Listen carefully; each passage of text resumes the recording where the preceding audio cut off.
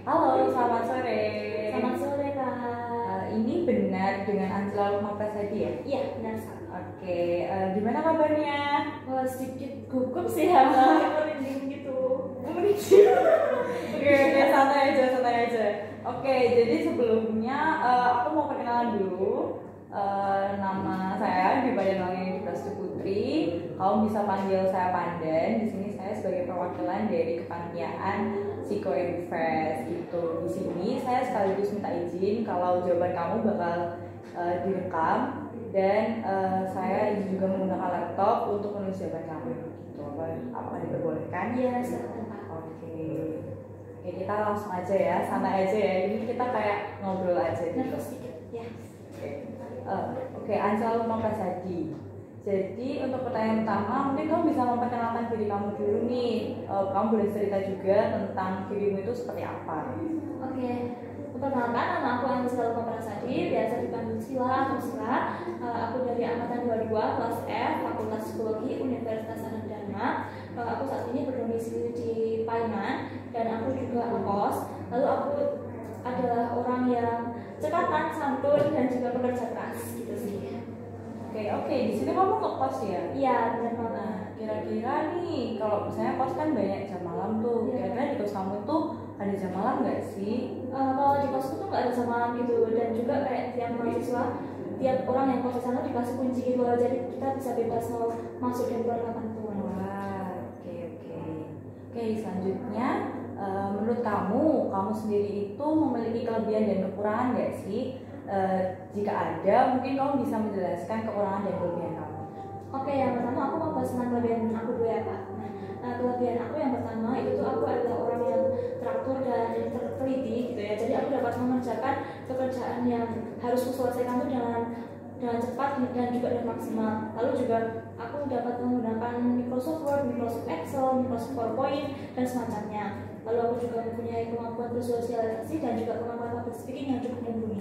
Lalu untuk kelemahanku, menurutku aku adalah tipe orang yang perfeksionis gitu. Jadi aku pengen apa-apa itu sempurna. Tapi akhir-akhir ini ya, karena aku juga kuliah di psikologi juga nih, aku tuh dapat mengatasi masalahku tersebut dengan cara aku tuh berhenti untuk berpikir hal-hal yang memang tidak bisa aku selesaikan gitu. Jadi aku hanya akan menyelesaikan apa yang memang menjadi tugasku. Oke. Berarti perfeksionis ini malah menjadi kekurangan kamu ya? Iya, Oke, karena kamu nggak suka malah jadi membuat tekanan gitu ya pekerjaan itu ya. Oke, pertanyaan selanjutnya, seberapa kamu tahu sih tentang kepanitiaan Psiko Edufest ini? Kemudian divisi yang kamu ambil kan divisi acara nih, seberapa kamu tahu sih tentang divisi yang kamu ambil? Oke, yang pertama adalah psikoedukasi ya. Psikoedukasi itu adalah acara workshop yang rencananya bakal diselenggarakan sekitar Januari 2024. Lalu pada tahun ini akan menyongsong tema berkembang sesuai dengan minat bakatmu, dan juga bakal mengundang beberapa narasumber eksternal juga. Lalu untuk divisi yang aku pilih divisi acara. Job desk yang aku tahu tentang divisi acara yang pertama menjadi timekeeper, lalu membuat talk, membuat esai, lalu juga mencari dan menjadi MC mungkin, lalu juga membuat foto booth untuk acara, dan juga berdinamika dengan panitia-panitia lain. Untuk job desk yang kamu sebutin emang benar-benar lengkap sih. Emang benar kalau misalnya di acara itu yang dilakukan tuh sesuai dengan apa yang kamu katakan tadi. Kemudian workshop, emang acara ini tuh workshop dengan kita mengundang narasumber yang benar-benar keren dan juga interaktif ya dengan para pesertanya. Jadi bentuknya bisa kayak talk show gitu. Oke, ke pertanyaan selanjutnya. Di sini dalam mengikuti kepanitiaan ini tuh apa sih motivasi kamu mendaftar ke kepanitiaan ini? Oke, motivasi aku yang pertama kenapa aku mendaftar psikoedukasi ini, yang pertama karena aku pengen mengembangkan skill-skill yang aku punyai dan juga kelebihan-kelebihan yang aku miliki yang tadi sudah disebutkan ke dalam kepanitiaan ini. Lalu selanjutnya aku juga pengen memberikan kontribusiku secara aktif menjadi salah satu panitia yang aktif, juga terlibat aktif dalam terlaksananya kegiatan ini. Lalu selanjutnya aku juga pengen mencari dan menambah relasiku ya teman beda kelas, teman beda angkatan juga, sehingga dapat membantuku nanti misalnya jika aku ada masalah atau gimana. Oke, berarti motivasi kamu ingin menambah relasi gitu ya. Iya. Oke, dari CV yang aku lihat nih di sini kamu itu pernah mengikuti kepanitiaan lain. Mungkin bisa kamu ceritakan nih kepanitiaan yang you grow ya mungkin ya. Bisa kamu ceritakan kepanitiaan itu seperti apa, lalu kamu itu ngambil bagian di kepanitiaan itu menjadi apa? Yukro ya. Ya. Di kepanitiaan Yukro saya mengambil divisi acara juga.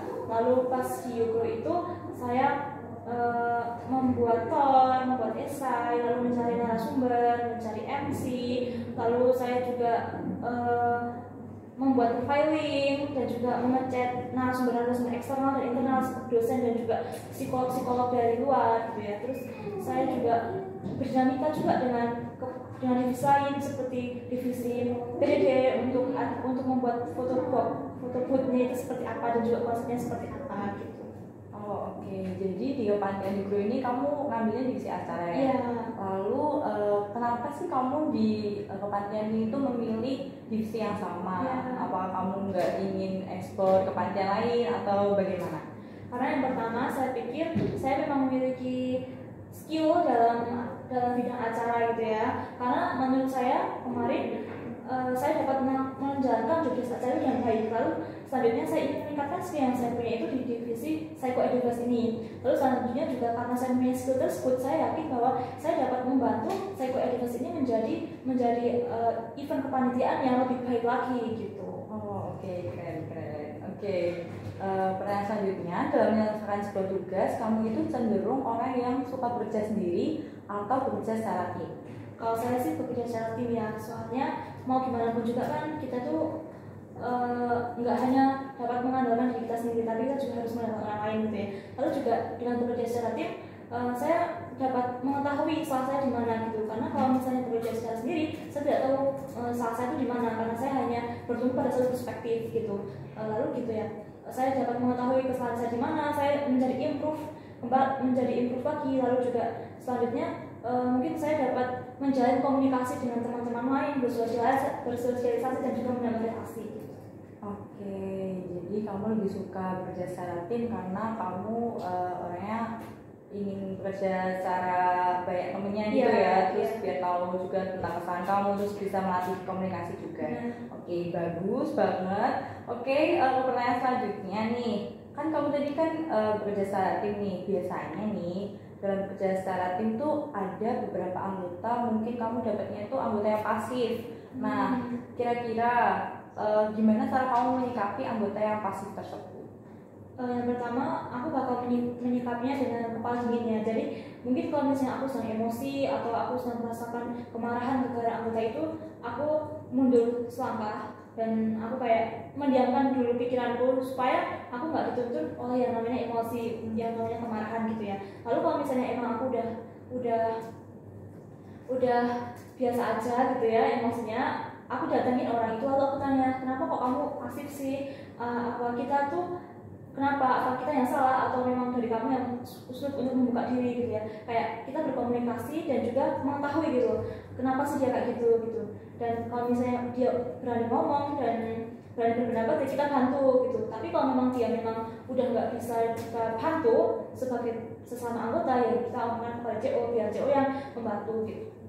Oke, bagus. Oke, berarti kamu untuk mengatasi anggota yang pasif itu kamu pasti tanyain dia, terus komunikasi dengan dia, terus kalau misalnya dia mulai terbuka, kamu coba bantu dia untuk menyelesaikan masalah itu ya.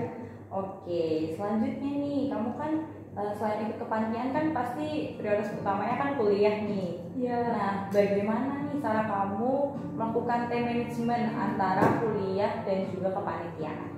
Yang pertama, aku bakal memprioritaskan kuliah dulu karena gimana pun juga aku kesini untuk kuliah ya. Lalu yang kedua, mungkin aku bakal memprioritaskan kepanitiaanku dibandingkan mungkin main sama teman gitu. Mungkin aku akan membagi waktuku kepanitiaan lebih besar lagi daripada aku menghabiskan waktuku bersama teman-teman atau mungkin ya kayak main-main doang gitu loh. Gitu sih. Oh, oke. Pertanyaan selanjutnya, di kepanitiaan ini apakah ada divisi yang kamu hindari atau kamu tidak sukai? Lalu mengapa? Menurut saya aku bisa bergaul di divisi manapun karena aku yakin di divisi manapun yang ditempatkan aku dapat menjadi pribadi menjadi panitia yang dapat membangun psikoedukasi ini menjadi lebih baik gitu. Oke, berarti atas pertanyaan kamu tadi itu apabila nih kamu keterima di kepanitiaan ini, tapi kamu nggak keterima di divisi acara, misalnya kamu keterima di divisi PGD, berarti kamu nggak apa-apa ya? Iya, nggak apa-apa. Karena aku juga punya skill di situ juga. Oke, keren. Oke, mungkin itu pertanyaan dari saya. Terima kasih banyak karena sudah menjawab pertanyaan dengan baik. Apapun hasilnya nanti ditunggu ya. Kalau misalnya tidak keterima, nggak apa-apa, masih ada kepanitiaan lain. Terima kasih. Terima kasih Kak.